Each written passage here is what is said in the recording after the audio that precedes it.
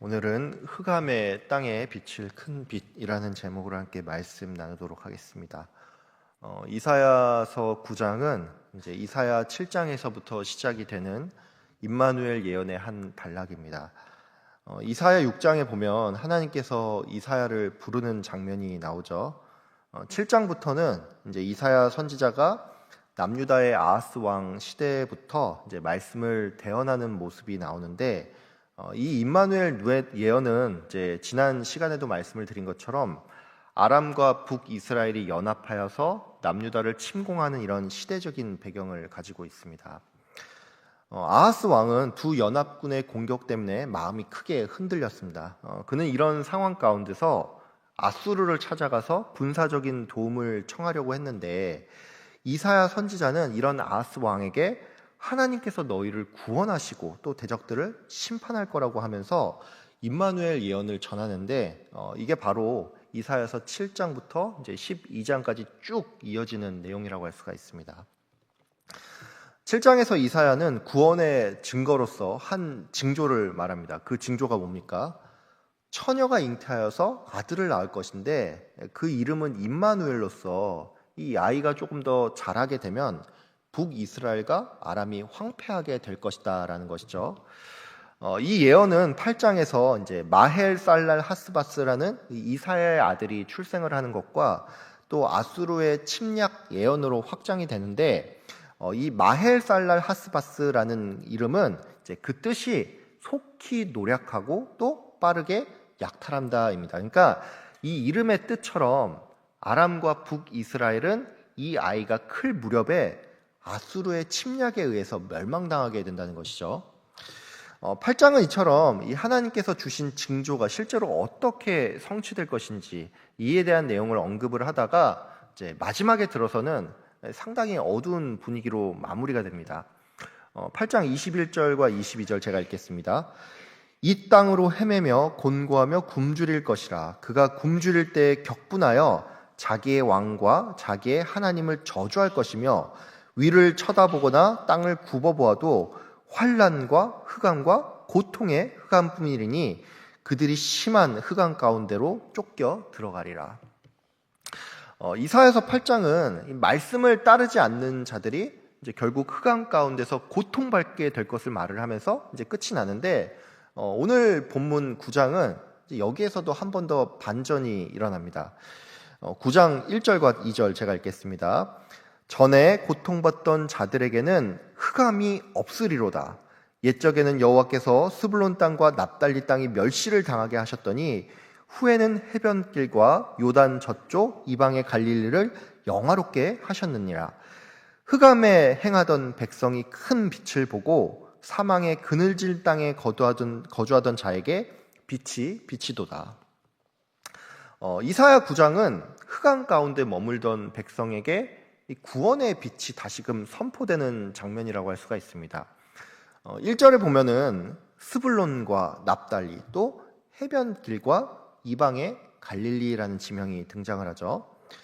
이사야 선지자는 이 여호와 하나님께서 이 지역들로 하여금 멸시를 당하게 하고 또 영화롭게 하신다라고 했는데, 우리는 이 지점에서 왜 하필 이 지역일까? 이제 다른 말로 예루살렘이나 사마리아처럼 조금 더 대표성이 있는 지역도 있는데 왜 이곳들을 언급했는지 이게 조금 궁금할 수가 있습니다.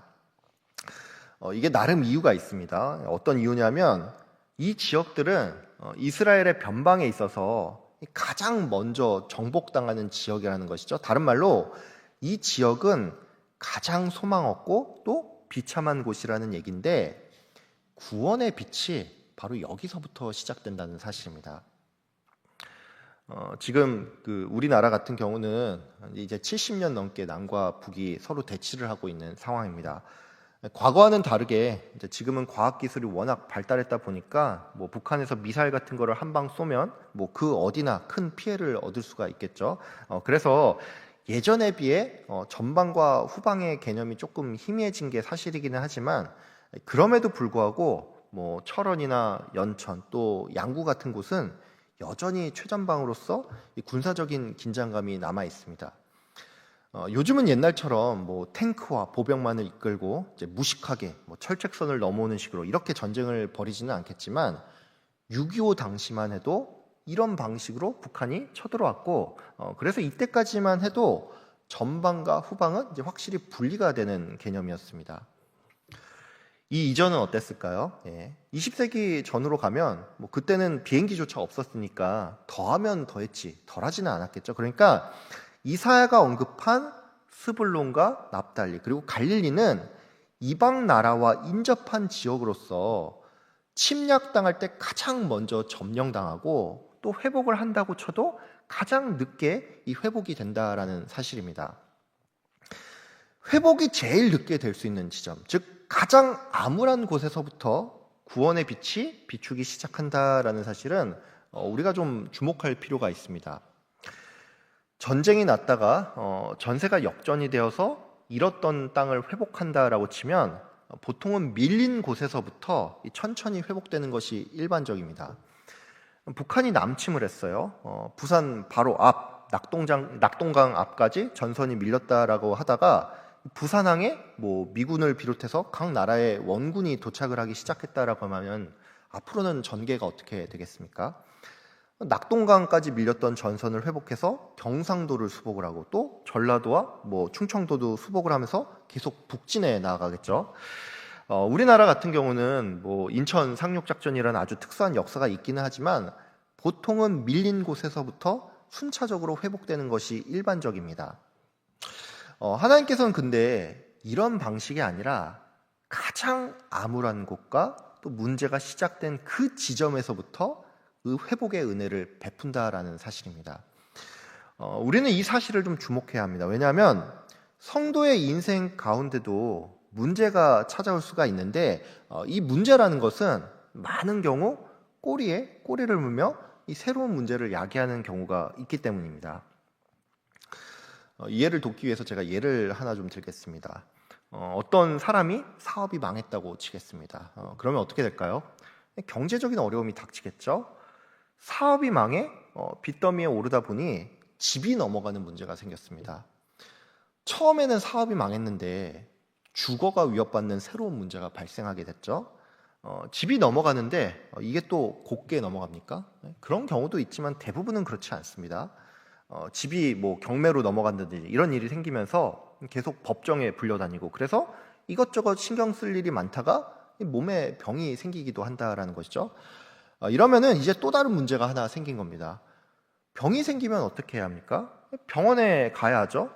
문제는 돈이 없어서 제대로 치료를 할 수 없는 상황까지 또 이어진다라는 건데 이런 거야말로 문제가 문제를 낳는 이러한 상황이라고 할 수가 있습니다. 우리는 보통 이런 상황에서 일단 병원비를 감당할 방법부터 찾습니다. 왜 이렇게 하냐? 이게 제일 시급한 문제이고 일단 치료를 받아야지만 다른 문제를 해결할 여력이 생기기 때문이죠. 우리는 기도를 할 때도 대체로 눈앞에 보이는 가장 시급한 것을 하나님께서 어떻게든 해결해 주기를 구하는 편입니다. 앞서도 말씀을 드렸지만 보통 절망적인 상황은 계속해서 새로운 문제를 만들어내는데 이 사실을 꼭 기억하길 바랍니다. 하나님께서는 회복의 은혜를 베풀 때 가장 핵심적인 것에서부터 이 회복의 은혜를 베푼다는 사실입니다. 하나님께서는 우리의 상황과 형편을 우리 자신보다 더 잘 아십니다. 사실 우리가 살면서 겪는 많은 어려움들은 그냥 그거 하나만 해결한다고 해서 끝나는 경우가 거의 없습니다. 아주 치명적인 무언가로부터 시작이 되어서 계속 문제가 파생이 되는데 하나님께서는 이런 우리의 상황을 우리 자신보다 더 잘 아신다는 것이죠. 여러분, 나보다 나를 더 잘 아는 하나님께 맡기시길 바랍니다.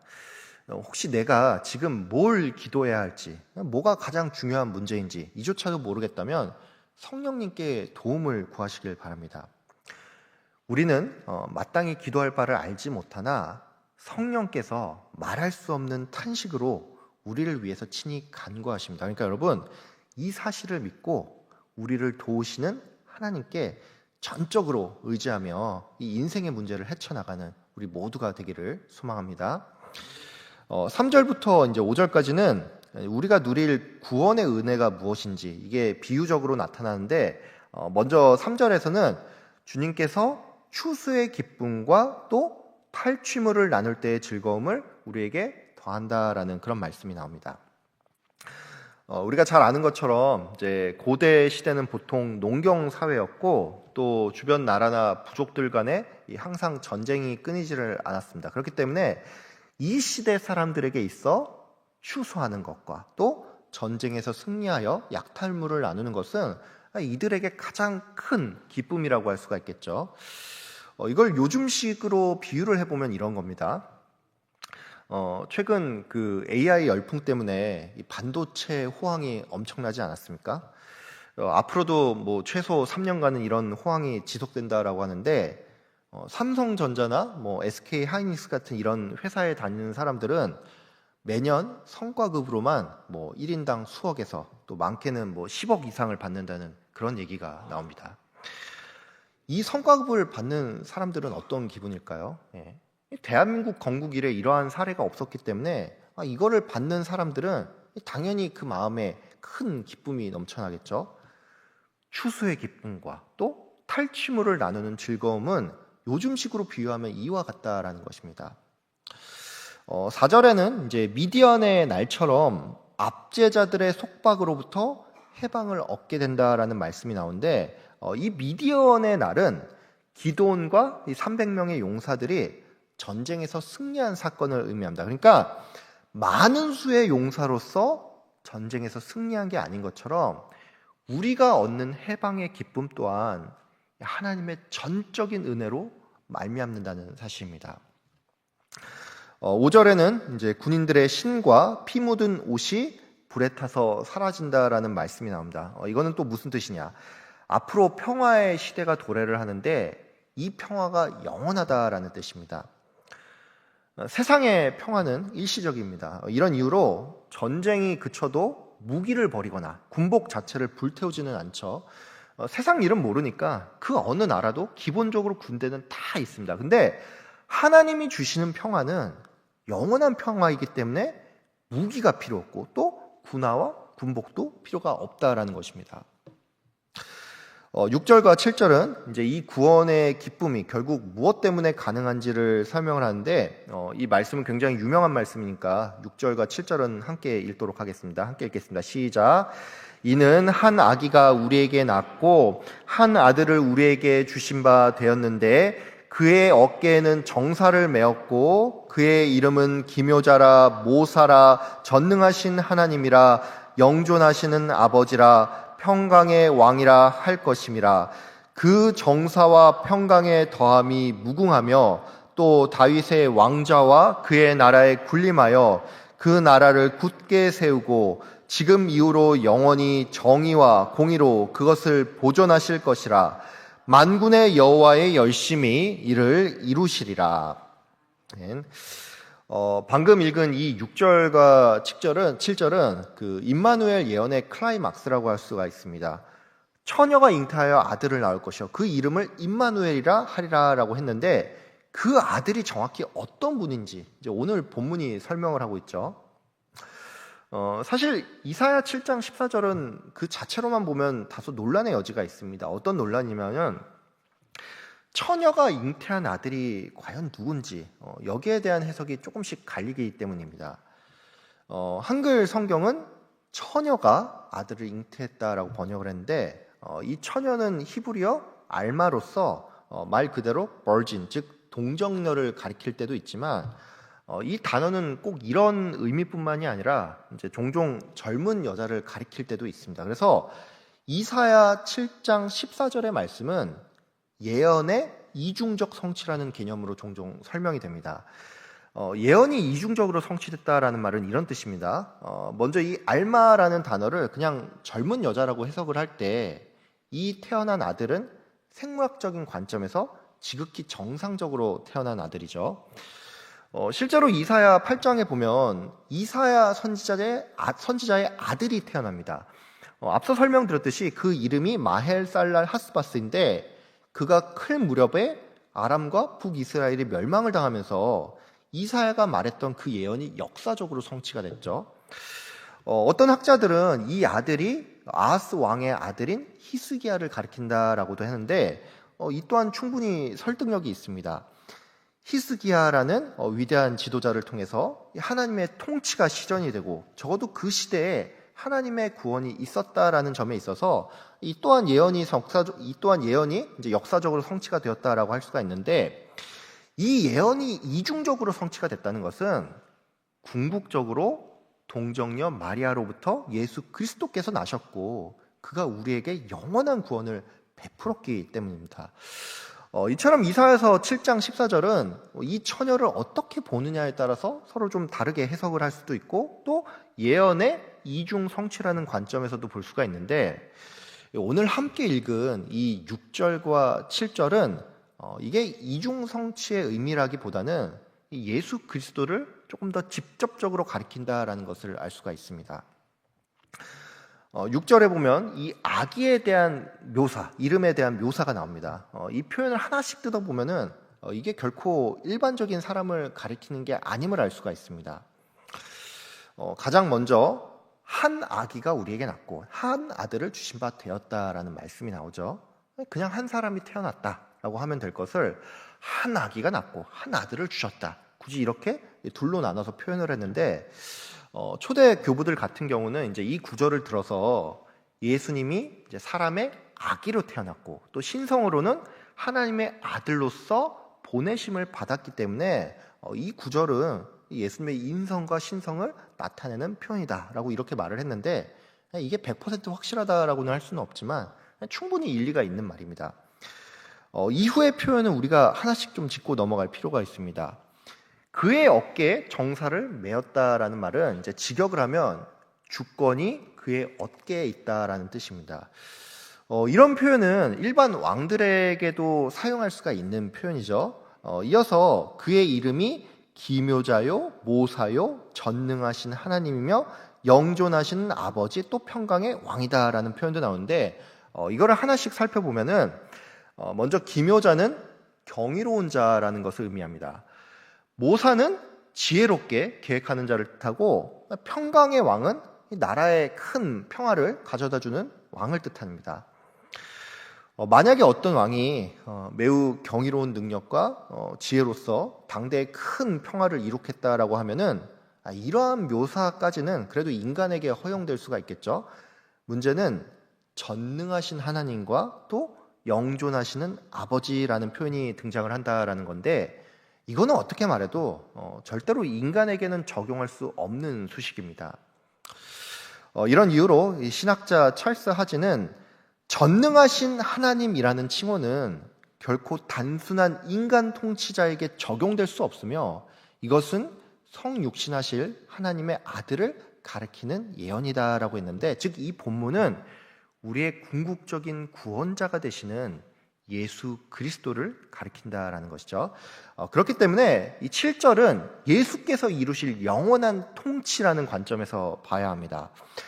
정사와 평강의 더함이 무궁하다라는 말은 오직 예수님께 영원한 주권이 있고 또 주께서 허락하신 평화는 담이 없다라는 뜻입니다. 다윗의 왕자에서 나라를 굳게 세우고 또 영원히 공의롭게 나라를 보존한다라는 것은 이건 오직 예수 그리스도만이 할 수 있는 일인데, 이 6절과 7절에 그 예수 그리스도에 대한 묘사와 관련해서 좀 마지막으로 하나만 더 짚고 넘어갔으면 합니다. 앞서서 제가 우리가 인생에서 겪는 많은 문제들이 가장 치명적이고 핵심적인 것부터 순차적으로 발생을 하고 또 이게 우리를 괴롭게 한다라고 말씀을 드렸죠. 이 세상 사는 날 동안에 슬픔과 아픔 또 고통은 끊이질 않습니다. 이것은 구원받은 성도라고 해서 예외가 아닙니다. 예수를 믿는다고 해서 그 즉시 천국에 가는 게 아니죠. 그렇기 때문에 성도 또한 이 땅에서 사는 날 동안 인생의 질고를 겪고 또 때로는 해결할 수 없는 문제를 만나며 죄와 유혹에 넘어져서 영적으로 흑암 가운데 살아가는 그런 날들이 있습니다. 여러분, 이러한 어두운 가운데 있을 때 빛이 되시고 또 회복의 은혜를 주시는 주님을 의지하라라고 제가 말씀을 드렸는데, 우리가 의지할 이 예수 그리스도께서 과연 어떤 분인지 우리가 좀 묵상했으면 합니다. 예수님께서 기묘자가 되시며 모사가 된다라는 것은 그저 신학적인 수식이 아닙니다. 그분께서 인간의 지혜를 훨씬 뛰어넘는 방식으로 이 성도의 인생을 계획하며 컨트롤하고 또 문제를 실제적으로 해결한다라는 것을 의미합니다. 전능하신 하나님, 영존하신 아버지라는 말은 내 힘으로는 도무지 해결할 수 없는 인생의 문제들을 주님께서 그 전능하신 능력으로 해결하시고 또 그분께서 우리의 아버지가 되어서 우리의 인생을 끝까지 책임지신다는 뜻입니다. 예수께서 다윗의 왕좌에 올라 그 나라를 굳게 세우고 또 영원한 정의와 공의로 보존하신다라는 것은 성도 한 사람 한 사람의 인생을 주님께서 친히 보호하시고 인도한다라는 것을 합니다. 그러니까 여러분, 지금 내가 현실적인 문제 때문에 또는 영적인 어려움 때문에 깊은 흑암 가운데 있을지라도 여기에서 우리를 구원하시는 그 예수 그리스도가 어떤 분인지를 알고 또 그분을 의지하며 이 회복과 구원의 기쁨을 누리는 우리 모두가 되기를 소망합니다. 예수 그리스도께서 흑암에 사는 우리들에게 참된 빛이 되십니다. 이 회복의 은혜는 여호와의 열심으로 반드시 우리에게 임할 것입니다. 아무쪼록 오늘 말씀을 기억하며 참된 회복과 구원의 기쁨을 누리시는 저와 여러분들 다 되시길 주의 이름으로 축복하며 기도합니다. 사랑과 은혜가 풍성하신 하나님 아버지, 오늘 이사야서 9장 말씀을 통하여서 우리에게 유일한 빛이 되시는 예수 그리스도를 우리가 기억하고 묵상할 수 있게 허락하여 주심에 감사합니다. 하나님, 우리는 죽을 수밖에 없는 죄악으로 캄캄한 흑암 가운데 있었고 아무런 답도 없는 그 인생이었습니다. 주님께서 빛이 되어서 찾아와 주셨고 우리가 구원을 맛보게 되었는데, 하나님, 우리가 인생을 살면서 참 많은 어려움들을 겪고 때로는 죄와 유혹에 의해 넘어짐으로 말미암아 여전히 흑암 가운데 거하는 것 같은 그런 날들이 있습니다. 하나님, 이런 순간에 세상을 바라보는 것이 아니라 오직 빛 대신 예수 그리스도를 바라보며 그분이 기묘자요 모사요 또 전능하신 하나님이요 영원한 아버지로서 우리에게 구원의 그 은혜를 베푸시고 평강을 이룩하신다는 것을 굳게 믿으며 주님을 의지하며 살아가는 우리 인생 될 수 있도록 주님 인도하여 주시옵소서. 하나님, 오늘부터 또 이번 주부터 또 이제 중등부와 또 어하나 이렇게 두 부서가 또 여름 사역을 진행합니다. 하나님, 이 시간 주님께서 함께하여 주시고 하나님, 가고 오는 길 안전하게 주님 돌보아 주시고 우리 영혼들이, 우리 다음 세대의 영혼들이 주님을 깊이 인격적으로 만나며 변화되는 시간 될 수 있도록 또 말씀을 전하고 또 행사를 진행하는 모든 순간순간마다 주님께서 역사하여 주셔서 은혜되는 시간 될 수 있도록 주님 인도하여 주시옵소서. 아버지 하나님, 우리 교회 가운데 또 성도님들 중에 많은 성도님들이 아픔으로 신음하고 고통받고 있습니다. 또 경제적인 어려움으로, 관계 문제로, 또 끊을 수 없는 죄의 유혹으로 말미암아 인생의 흑암 가운데 거하고 있고 고통받는 성도님들 있는데 주님 찾아가 주시고 빛이 되시고 또 그 어려움으로부터 주님께서 구원의 은혜를 베풀어 주시옵소서. 하나님, 우리가 간절히 기도합니다. 주님께서 온전한 희망이 되시고 소망이 되시는데 다른 무엇도 아닌 주님만을 의지하는 우리 인생 될 수 있도록 주님 인도하여 주시옵소서. 하나님, 오늘 남은 시간 가운데서도 주님께서 베푸실 그 은혜를 기억하며 거룩하신 예수 그리스도 이름으로 기도드립니다. 아멘.